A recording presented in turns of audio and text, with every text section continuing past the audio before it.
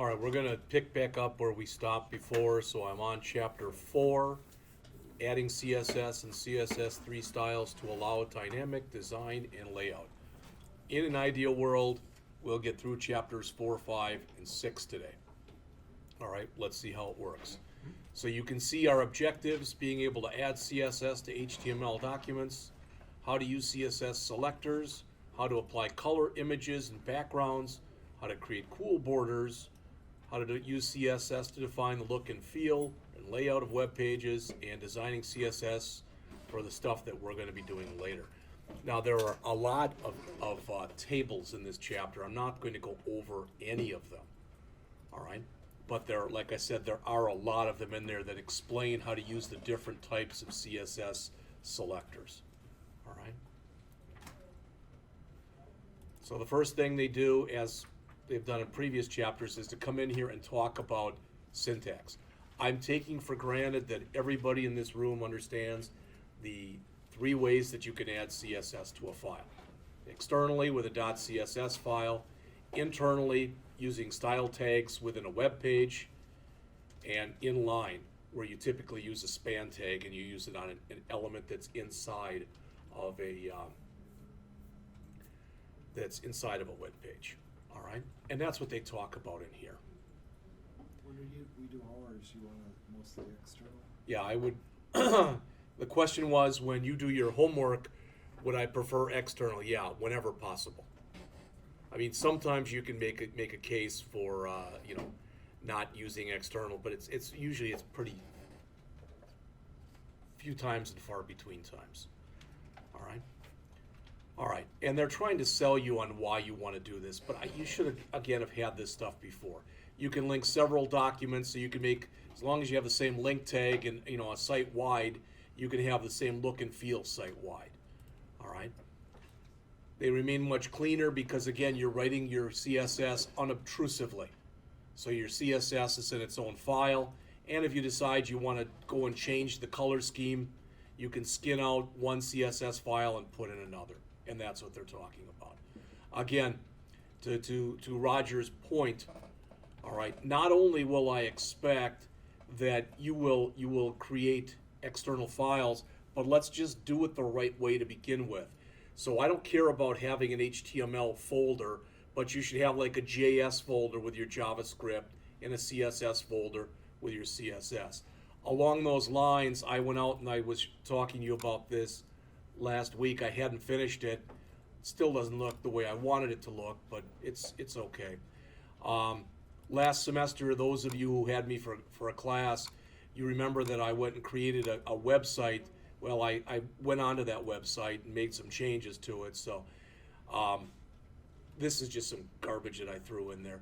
But HTML5, so there's a beginner's guide, doc types, sections of a document, and how to do form validation. CSS3, all right, learn to code HTML and CSS, what selectors are, why to use them. The box model and Flexbox, which you may or may not have heard of.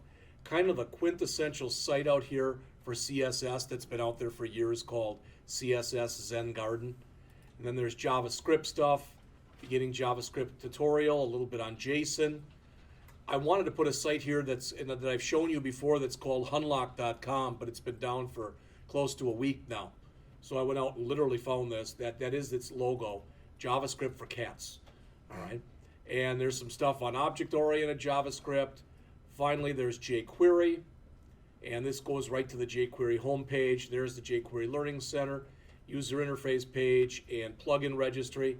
So these all work, and they're all different for each one. So I've got some popular, and what's on, that's the same on every page where it says this site. But the recent stuff and the popular stuff differs with each page that's in there. All right? And if you look at it, notice what I did. I've got one folder for my CSS. I've got one folder for my images, and I've got a lot of images.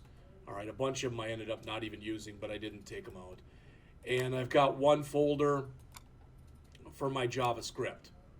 All right, so you can see that stuff that's in there. If that helps to use that as a template, fine.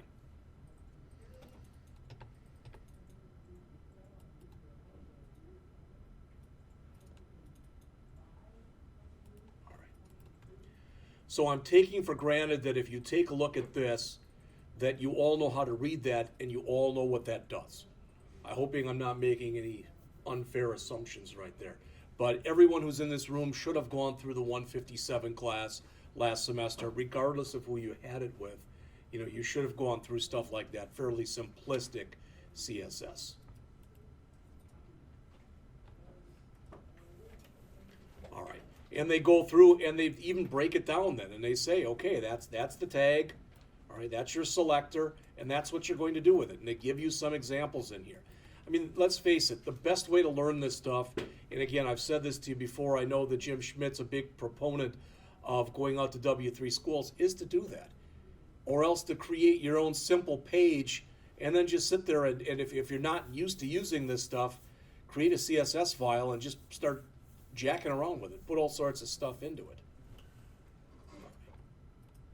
They show, for example, here that you can take this, and here you're actually putting it in as 3 or 4 different things.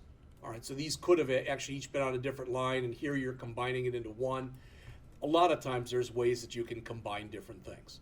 And I want to make sure, too, that like when you're talking about margin and you're talking about padding, they'll talk about that later on in the chapter, but you realize that when you set up margin and you set up padding, you kind of look at it as being like a clock, all right?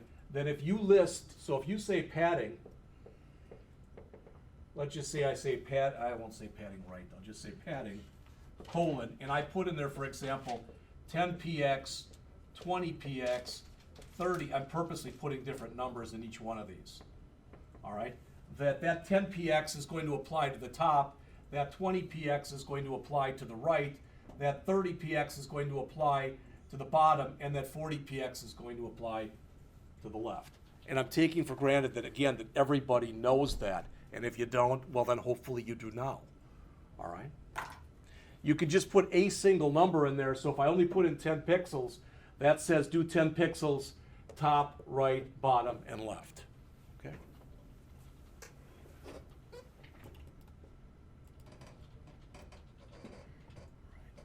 Again, taking for granted that you all know the difference between using the pound sign for an ID and using the period for a container, okay?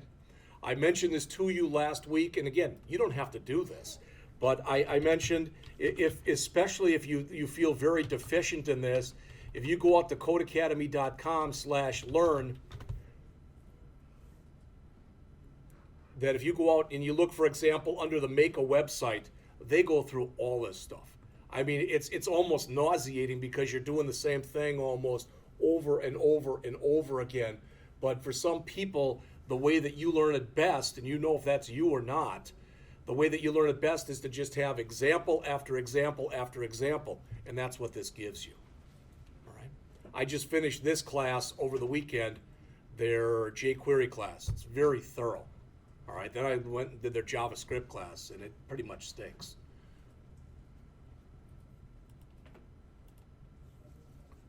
All right. So they show this in Table 4.1, which in your book is on pages 111 and 112. Again, the way the author typically sets this up is he shows you how to do this syntactically, all right, on the left here, then he gives you an example. Now, it's not that you have to memorize any of these. And believe me, when you're gonna get your first assignment today, and I'm not gonna say, hey, use every one of these or you won't pass. All right, that would be stupid to do something like that, but you know when to use one of these or when to use, you know, quite often you've got your choice over which ones of these you want to use depending on how you do things. All right, probably the most confusing thing out of some of this stuff is when we get into the jQuery part, which won't be too long from now. Sometimes with the CSS stuff, it starts counting with 1, and typically the jQuery stuff starts counting with 0. So that can get a little bit confusing. All right. Other than that, I think that when you take a look through it, ideally at least, it's going to make sense to you. All right. Again, I want to take for granted that you understand the CSS color conventions. As they mentioned right here, there are 147 predefined color names. I'm not going to click the link, but if you did, that shows you all 147. All right. Just for the heck of it, I was working on a project for something different this morning, and I thought, I think light blue is actually a color, so I put it in there, and sure enough. All right.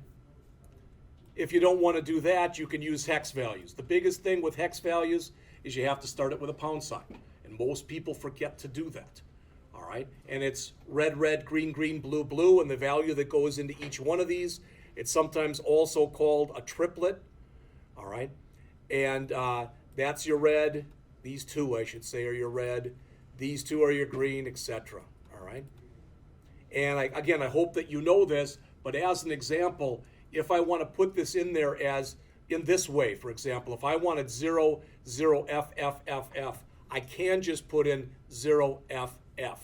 I can just put in those three, and it'll take it also.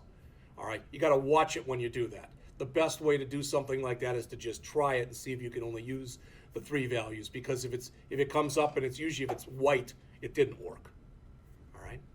Well, you can also use the RGB function. What's cool about this is, for example, when we get into talking about colors in Java, it's pretty much done the same way.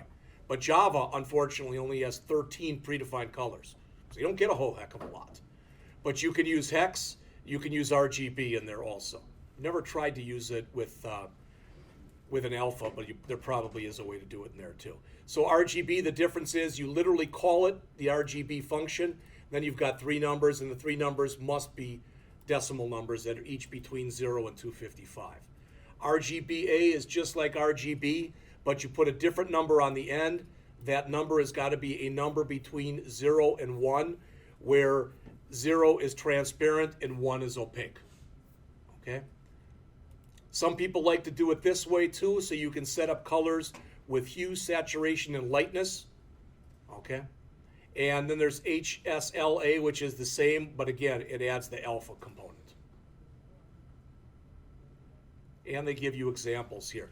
One of the reasons that I picked this book, and one of the reasons that I like this book, is the author talks about it and then does a try it yourself, talks about what he's going to do, shows you examples of what he's going to do, all right, and then does it. It actually shows that if you put in the code that he gives you, it's going to look like this. And again, the example itself is kind of contrived. Who'd want to put something like that on a web page? But the idea is he's showing you how to use the different stuff that he's been discussing. All right, and then always afterwards he gives you the code itself. And so there it is. All right, again, I'm taking for granted that you understand backgrounds. And we've talked about this kind of stuff before. All right, that you know the difference between having a background color and putting a background image in, for example. And quite often, I may have mentioned this in the last class, I know I did to the other class, that when you put in an image, you typically also put in a color, because sometimes, depending on the device that you're using it on, it may not stretch and take up the whole device. So typically you find a background color that's as close as possible to the color in your image. All right. The syntax for using it is a little bit weird. It's background dash image colon URL, okay, and then you put it in. All right. Gradients, again, you may or may not have worked with gradients last semester, but the idea with gradients is as you're going by, it's kind of a morphing type of thing. All right. So you're going from one color to another color, and there are a lot of ways that you can use this. All right. Again, a picture, as they say, says 1,000 words or whatever the saying is. There's no repeat where you put it in there once. There's repeat X where it repeats on the X axis. There's repeat Y when it repeats on the Y axis. And there's just repeat where it'll repeat all over the place. All right. So he shows another example after this where he does the same kind of stuff. And he uses some of the stuff that's in here. And he starts to build a very simple little menu. All right. I'm not going to go over that at all. You can put borders on things. All right. You can put borders around just about anything. I mean, in the earlier example that was in Chapter 1, the author had a span tag, if you remember, that said, click me. And then he ended up putting a border around it to make it look like a button. All right. Most people equate, using borders with things like tables, but you can use them for just about anything. Same thing with shadows and box shadows. A lot of this stuff, the border radius and some of the box shadow stuff, is pretty much HTML5 specific. So if you're person using it has got an older browser, it may or may not work. The idea, though, is when you do this stuff, typically what happens with HTML5 in browsers that don't understand HTML5 is they just basically show whatever it is you're working with as like a text box if they don't know what to do with it. All right, and again, there's plenty of examples.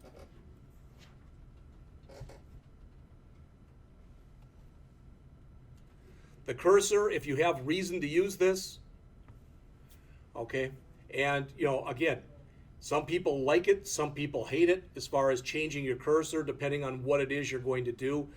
The thing I liked about this, though, is what they're showing there, and the verbiage for it is pretty much the standard verbiage. All right. Again, I don't know how much you may or may not have talked about this last semester. This is an example of the CSS box model. All right, and I've showed this to the other class. I just want to mention it to you too.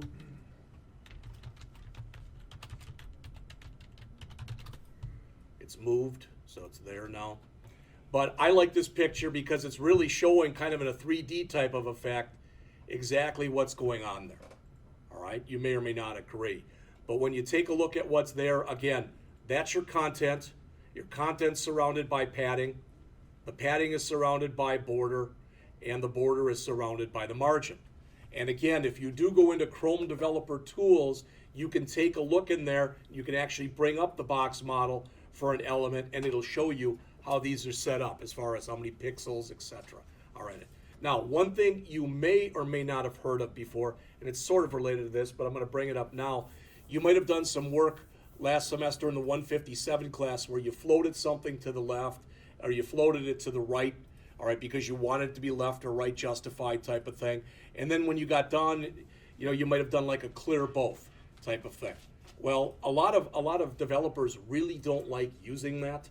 So one of the new things that's kind of coming into vogue right now is something that's called Flexbox. And the idea with Flexbox is you don't have to do the clearing all the time. It's a fairly new concept. All right, and literally all I did was type in Flexbox here. And there actually is a site that's out here. This is the guide to it from CSS Tricks, and it's not bad. All right, it's fairly long too. But I like to, when I'm going to try to learn something, I like to go out to the developer.mozilla.org site because typically they have it, and it's probably explained in the most basic way possible. But it's the kind of thing that if you go out maybe a year from now or whenever you're going out for a job interview, they might ask, what do you know about Flexbox? So you can take a look at it. It's not exactly designed to replace all that clearing and floating, all right, but it may, let's put it that way, all right.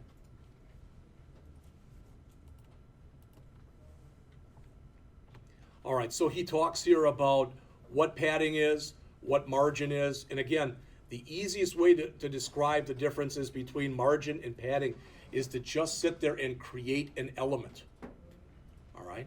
And then take that element and put a whole bunch of margin in it, and then remove all of it, and then put a whole bunch of padding in it, and you'll see the difference right away, all right? I look at it that padding is more internal to the content, where margin is more external to the content.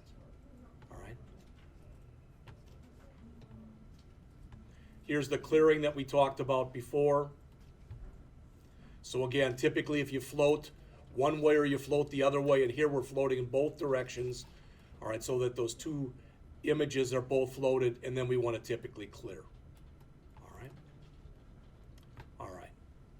As far as positioning, they talk about fixed and absolute and relative. You can see, I don't want to read to you, so you can see the stuff that's here. Quite often, you do want something to remain fixed in the browser window. The example that I gave to the other class the other day, and I don't think I told you, but maybe I did, I don't remember, is when we had our in-service the week before you all came back, they showed us a bunch of these reports.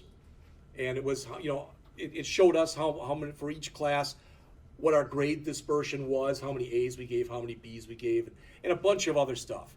Then there was a summary report. All right, and that was a summary report of the grades that showed everything. Well, on the first page it was real nice because they had all the headings up there, you know, A, etc., all the way. Then when you turned it over, there were no headings on any of the other pages. So you had to kind of go and always move back to remember what it was. So in that case, you might have wanted to leave something fixed on there so that those headings never changed. So as you move your way up, you see that a lot. Maybe you've done this yourself if you've ever taken a class in Excel. I mean, a lot of times you do that in a table. You just don't want those headings to ever change. All right? All right.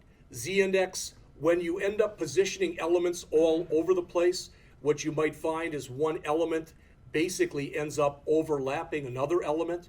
So if you want to make sure you've got total control, you can use a Z-index. The higher the Z-index number, the closer to the foreground it is. The lower the Z-index number, the closer to the background it is. All right.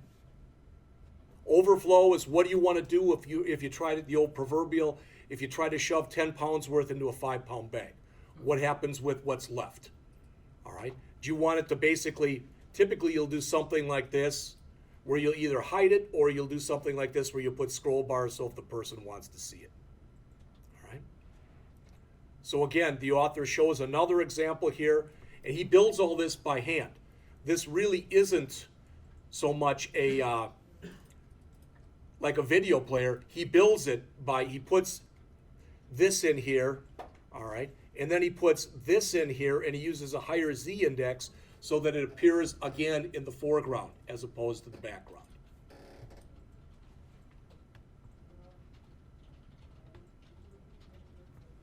All right. Preparing CSS styles for dynamic design, the biggest thing is that you understand the concept of selectors and what selectors are. And probably most of you, that's kind of a two-edged sword. You understand that if it's P, that it's a paragraph type of an idea, and I have no doubt that you get that kind of stuff. All right. Ideally, you also understand that if I do this, if I type in div and I put in, for example, dot hello, that's going to be a div with a class of hello. If I put a pound, there will be a div with an ID of hello, etc. And if you have at least a fundamental understanding of that, you'll be pretty well off once we start to get into that part of the class. What we're going to be doing in there is we're going to be able to add, adjust, remove, change, modify, whatever CSS properties dynamically. That's a lot of what jQuery is about, is to be able to do things on the fly. All right, so that's pretty much it for Chapter 4. Before I jump into 5, so I like to break these up so they're all in their own lessons, so I'm going to stop here and quick do this. It'll take me just about